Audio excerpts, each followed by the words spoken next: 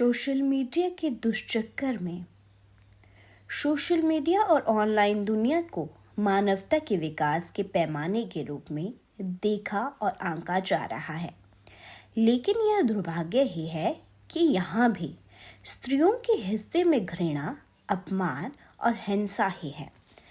समाज है तो सोशल मीडिया का होना बहुत स्वाभाविक है। समाज में रहने वाला आदमी चाहे अनचाहे वर्चुअल दुनिया के जाल में फंसता चला जाता है। समाज की जो सोच है वही सोच वहाँ भी है।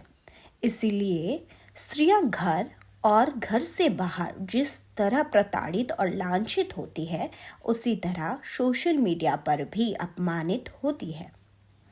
पर ज़्यादातर पुरुषों का नारी विरोध और नारी द्वेष सोशल मीडिया पर साफ दिखाई देता है। स्त्रियों से मुखातिब होते ही वे उन पर गाली गलौज और घृणा की बौछार कर देते हैं। ऐसे पुरुषों को यह बखूबी मालूम होता है कि कितना अपमान महिलाओं को मानसिक यातना की हद तक ले जाता है। यह हमारे जीवन का कटु सत्य है। हमें रोज ही इससे गुजरना पड़ता है। सच तो यह है कि सोशल मीडिया में, खासकर फेसबुक और ट्विटर पर बेहद गलीज भाषा में मुझ पर हमला बोला जाता है। बीती सदी के 8वें और 9वें दशक में मेलों और सांस्कृतिक आयोजनों के अलावा सड़कों पर, दुकानों और बाजारों पर मुझ पर निशाना बनाया जाता है। लेकिन यह भी सच है कि तब ज्यादातर निंदक, ईर्ष्यालु और नारी द्वेषु मुझे छू भी नहीं पाते थे, जबकि अब सोशल मीडिया पर वैसे लोग बेहद सहजता से मुझ पर हमला बोलने में सक्षम हैं, क्योंकि अब मैं उनसे महज एक क्लिक दूर हूँ। लिहाजा वे अपनी सारी घृणा, सारी ईर्ष्या, निष्ठुरता और बर्बरता मुझ पर उगल देते हैं। ट्विटर पर इन गालीबाज नारी द्वेषों की टाइमलाइन पर जाने से पता चलता है कि इन सभी लोगों की समाज में भद्र पुरुष की छवि है। ये सभी पारिवारिक व्यक्ति हैं जिनके घर में माँ भी है, पत्नी भी है, बेटी भी है। इनमें से ज़्यादा लोग अच्छी नौकरियों में हैं या व्यवसाय करते हैं। धर्म में इन लोगों की जितनी प्रबल आस्था है, उतनी ही आस्था पुरुष वर्चस्ववादी समाज में भी है। इतना ही नहीं, इन तमाम लोगों ने समाज की रीति नीतियों से अद्भुत सामंजस्य भी बनाकर रखा है। मुझे प्राय अभद्र भाषा में गाली गलौज करने के लिए इन्हें समाज में असुविधाजनक सवालों का सामना तो नहीं करना पड़ता, उल्टा इनके नारी द्वेष तार्किक और युक्तियुक्त बताया जाता है। मेरी बात अलग है। मैं किशोरी अवस्था से ही नारी द्वेषी पुरुषों की अश्लीलता की आग में जलकर अंगार बन चुकी हूँ। लेकिन समाज की अन्य नारियां तो मेरी तरह नहीं है। उनके लिए लगातार सोशल मीडिया पर अश्लीलता के हमले सहन करना सहज नहीं है। अनेक महिलाएं रोजाना इस अश्लीलता से उभरकर सोशल मीडिया छोड़ देती हैं, जो ज़्यादातर संवेदनशील होती है। वे दुनिया भी छोड़ देती है तो क्या आश्चर्य। मेरे फेसबुक पे इनबॉक्स पे कथित भद्र पुरुषों के लगातार अभद्र और अश्लील संदेश आते हैं। ये लोग मुझे अश्लील तस्वीरें भेजते हैं, साथ में बताते हैं कि मेरे साथ कैसा सलूक करेंगे। मैं इनमें से किसी को नहीं पहचानती, फिर ये मुझे निशाना क्यों बनाते हैं?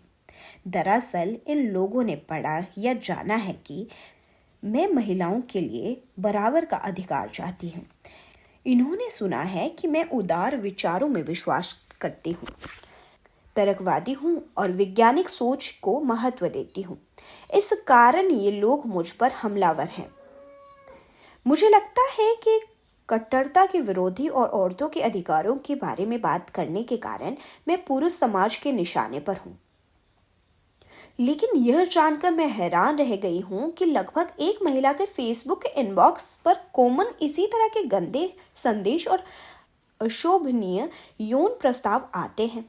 यहाँ तक कि फेसबुक पर आई नई निष्पाप, निर्दोष और दुनियादारी से अनजान किशोरियां भी इस गंदगी से बची नहीं हैं। इनका क्या गुनाह है? इनका दोष संभवतः यह है कि इन्होंने किसी न किसी मुद्दे पर ऐसे विचार व्यक्त किए हो जो परिवार व्यवस्था, समाज व्यवस्था और धार्मिक व्यवस्था के अनुकूल ना हो। या ऐसा भी हो सकता है कि सिर्फ स्त्रीलिंग होने के कारण ये पुरुषों के निशाने पर हो। आखिर हमारा पुरुष तांत्रिक समाज हमेशा ही स्त्रियों को अपने कब्जे में रखना चाहता है। सच कहूं तो एक लड़के समाज में जितनी लांछित होती है, सोशल मीडिया पर उससे कई ज्यादा प्रताड़ित, अपमानित होती है। इस कारण वह पढ़ाई लिखाई में, अपने कामकाज में उतना ध्यान नहीं दे पाती है। इससे वह मानसिक रूप से टूट जाती है, विक्षिप्त और विध्वस्त हो जाती है। उनका आत्मविश्वास रसातल में चला जाता है। आज हमारी दिनचर्या ऑनलाइन हो गई है। छात्रों की पढ़ाई ऑनलाइन, कामकाज ऑनलाइन, समाज ऑनलाइन, सामान ऑनलाइन खरीदा जाते हैं, बिल ऑनलाइन चुकाए जाते हैं, खाना ऑनलाइन मंगवाया जाता है। इन सब से कुछ समय बचता है तो लोग मोबाइल पर कुछ ना कुछ करते देखे जाते हैं। इस ऑनलाइन माध्यम से भी स्त्रियां अगर घृणा, अपमान, तिरस्कार, हिंसा की पात्र हो तो फिर इस दुनिया में उसके लिए कोई सुरक्षात्मक जगह या कोई सम्मानजनक भविष्य नहीं है। धार्मिक भावनाओं को चोट पहुंचाने पर सजा का प्रावधान है, लेकिन इस पृथ्वी के हर कोने में महिलाओं को रोज तरह तरह के शारीरिक मानसिक चोटें पहुंचाई जाती है, जबकि कम ही लोगों को इसकी सजा मिलती है। उल्टे ज्यादातर समाज में मर्दवाद का ही बोलबाला है, जहां ऐसे पुरुषों को महत्व मिलता है जो औरतों को उनकी हद में रखते हैं। यही नहीं, सोशल मीडिया के वर्चस्व के इस दौर में औरतों के खिलाफ हिंसा और बर्बरता का दायरा जिस तरह दुनिया के एक कोने से दूसरे कोने पर फैलता जा रहा है, वो तो और भी चौंकाने और डराने वाला है। किसी पुरुष का चेहरा देखकर कोई नहीं समझ सकता कि यह क्रूर है या संवेदनशील है। कौन पुरुष हत्या कर सकता है, कौन नहीं कर सकता है, इस बारे में किसी का चेहरा देखकर भला कैसे पता किया जा सकता है। साथ रही स्त्री को काट कर टुकड़े टुकड़े कर फ्रिज और कुकर में रखने के लोमहर्षक विवरण अब तक आते ही रहते हैं। यह सही है कि सब पुरुष बर्बर नहीं होते हैं, लेकिन ज्यादातर पुरुष बर्बर आचरण करने की क्षमता रखते हैं। सोशल मीडिया और ऑनलाइन दुनिया को मानवता के विकास के पैमाने के रूप में देखा और आंका जा रहा है, लेकिन यह दुर्भाग्य है कि यहाँ भी स्त्रियों के हिस्से में घृणा, अपमान और हिंसा ही है। आपको बता दें, ये पंक्तियाँ तस्लीमा नसरीन के द्वारा लिखी गई हैं। आपको कैसी लगी? कमेंट सेक्शन में ज़रूर बताएं। धन्यवाद।